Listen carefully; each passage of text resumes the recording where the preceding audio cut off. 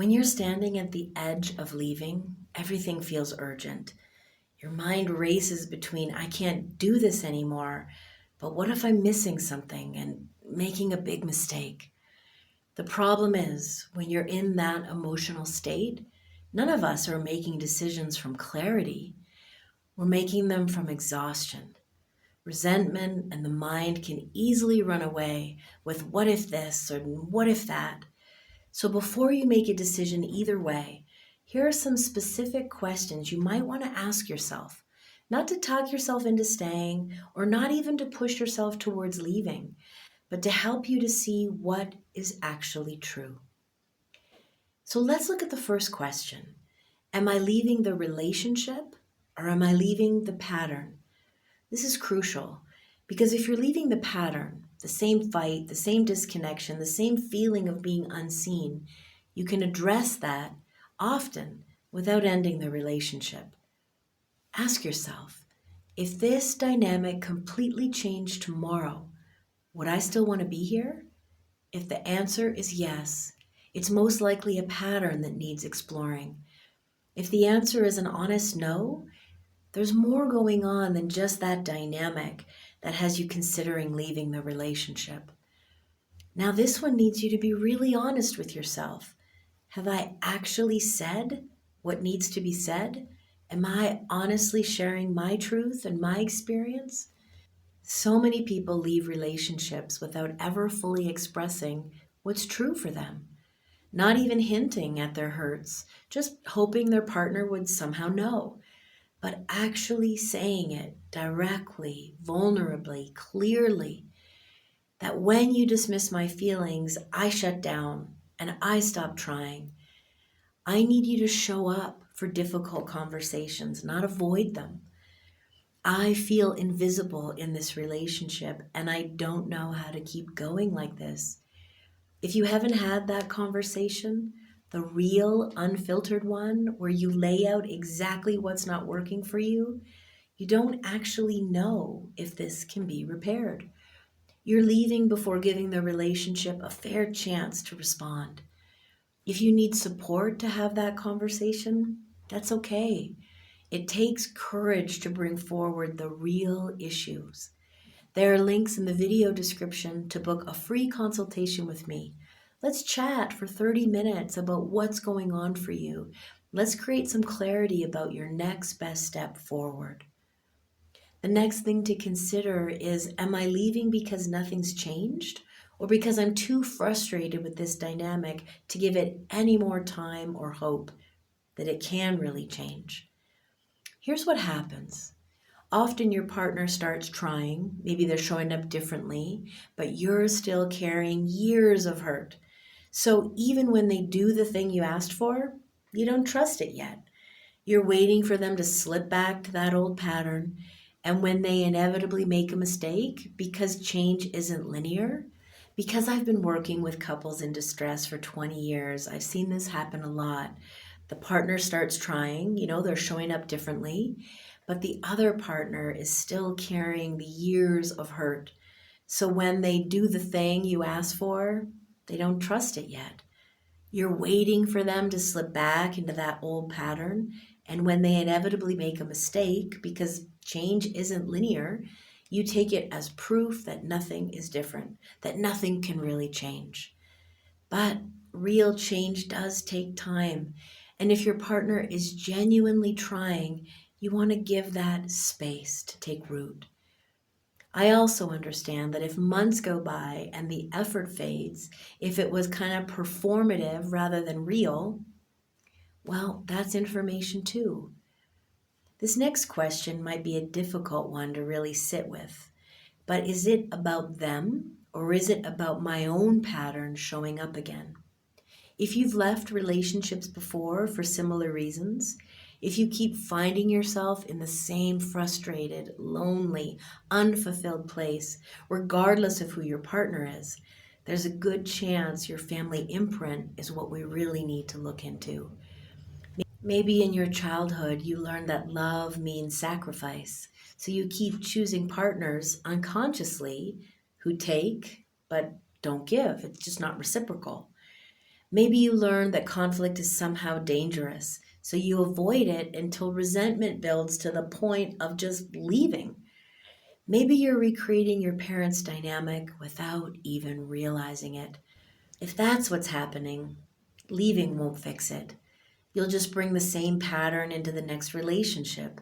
So much about this work is internal, and it's worth doing before you make a permanent decision. The next question, I want you to use your imagination. If you imagine your life a year from now without this person, what do you feel? And now, not maybe relief and not maybe the opposite, terror. These are often crisis responses. Sit with it just a little longer. Imagine the day to day. Maybe you see yourself heading out to a cafe to avoid coffee alone in your kitchen.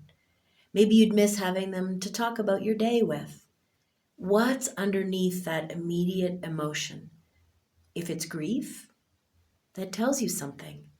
If it's freedom mixed with sadness, that tells you something different. And if it's numbness, that's information too.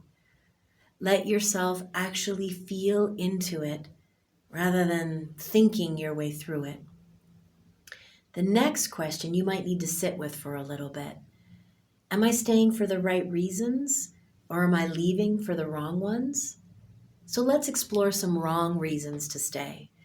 Fear of being alone, some entanglement with financial dependence, what people will think, or hoping that they'll go back to who they were in the very beginning.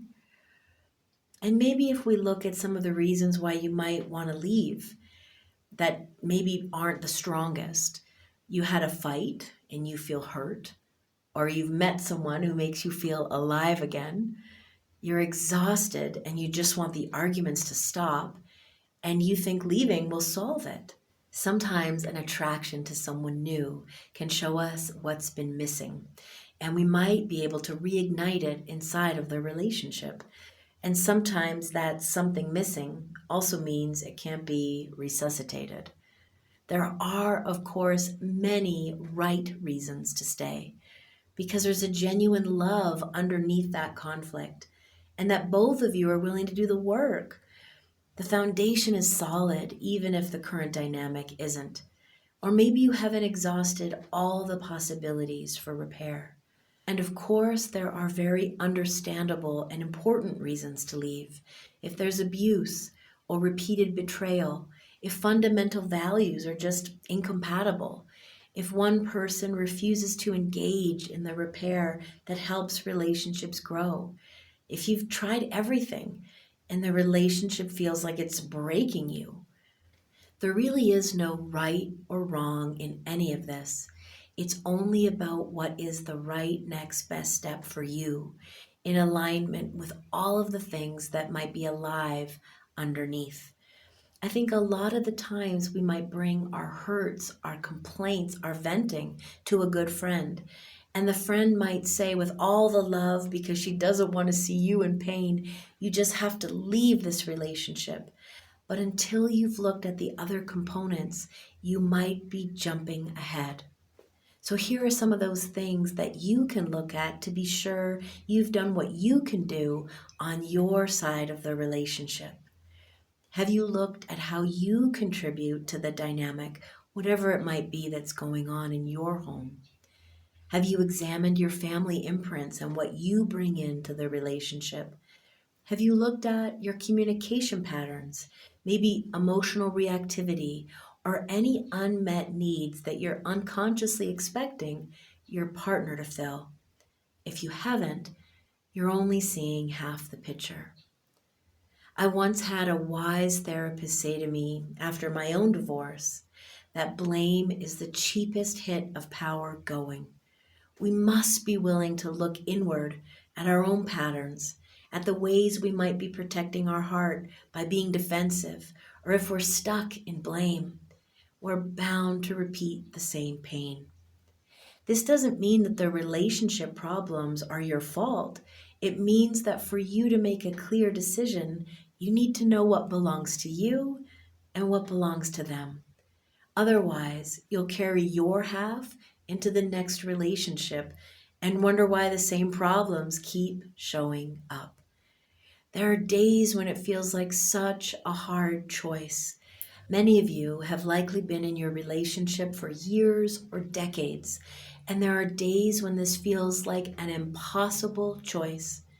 Notice if you'd say staying in complaining mode to avoid making the decision has become a habit for you. There's a difference between consciously choosing to work on the relationship and simply not leaving because it's so painfully familiar to feel stuck. If you're staying, it needs to be an engaged, committed choice. I'm choosing to invest in this because I believe it can be different. I know I'm shifting and changing, and that's going to create a huge ripple effect instead of I'm staying because I don't know what else to do. Passive staying breeds resentment, and active choosing creates possibility. Instead of thoughts that might circle in your head, something like, I need them to change, let yourself explore what that looks like. I need to see consistent effort over 3 months and not just words. Or I'd really like to see them go to therapy and do their own work. I need us to have a productive conversation without shutting down. Write it down. Share it with your partner if you haven't already. Then give them time to see if these things can shift and change. If they do, you have something to work with. If they don't, you have another answer. Here's what I want you to understand. There's no perfect formula for knowing when to leave, but there is clarity that comes from asking the right questions. Not from ones that justify what you've already decided, but the ones that invite you in to some uncomfortable truths. The decision to stay or go is one of the most important decisions you'll make. It deserves your full attention. It deserves the importance of some of these questions that really dig into what's going on. You don't want to make this decision from a place of frustration, blame, or fear. So take your time, ask the questions, and sit with the answers. And trust that clarity will come when you stop rushing, stop blaming, stop complaining. The decision to stay or go is one of the most important ones you'll make. It deserves your full attention. And not feeling like you're pressed into a corner, making that decision from reactivity or frustration. So take all the time you need, ask the questions, sit with the answers, and allow that clarity to come to you while you slow down long enough to really listen. This channel is all about seeing the invisible patterns that might be keeping you stuck so you can decide from clarity and not confusion. You don't have to face this alone. You can join us here.